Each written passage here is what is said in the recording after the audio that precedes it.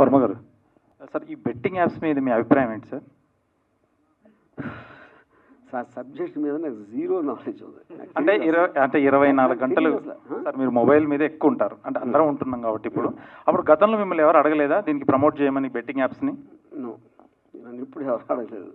అంటే మీరు నా కైండ్ ఆఫ్ నేచరు అని ఫస్ట్ ఆఫ్ ఆల్ నేను ఏది అడ్వర్టైజ్ చేయలేదు ఇంతవరకు. బెట్టింగ్ యాప్ అని కాదు, నేను నా ట్విట్టర్ని కానీ సోషల్ మీడియాని కానీ అడ్వర్టైజ్మెంట్ చేయడానికి నేను ఎప్పుడు వాడలేదు. ఒకవేళ చేయాలనుకుంటే ఎలాంటి ప్రోడక్ట్ చేస్తారు సార్ మీరు, మిమ్మల్ని వెయిట్ చేయాలనుకుంటే?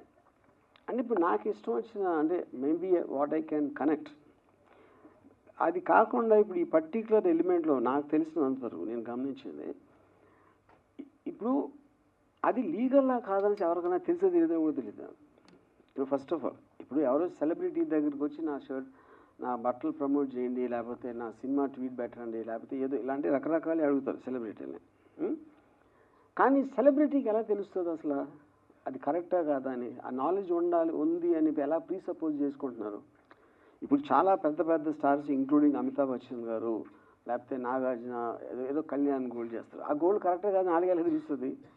So that is a separate this thing. So ఆ క్లారిటీ అనేది even the government are the concern department should give. ఇలా చేస్తే తప్పు అని అది ఎడ్యుకేట్ చేయకుండా గబుక్కున ఒక ఐడియా వచ్చేసి ఎన్ఫోర్స్ చేయటం అనేది కరెక్ట్ కాదని నా ఫీలింగ్. బతికితే చాలా మంది వర్మలా బతకాలని చాలా మంది అనుకుంటారు, అంటే విన్నాం కూడా.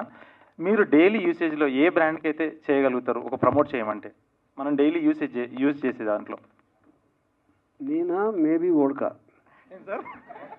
ఓడ్కా అంటే ఇందాక నాగేంద్ర కుమార్ గారు డెఫినెట్గా టీ ప్రమోట్ చేయండి నేను. టీ ఎందుకంటే నాకు టీ ఎందుకు ఫర్ సమ్ రీజన్ నాకు ఇష్టం లేదు. నాగరాజు గారు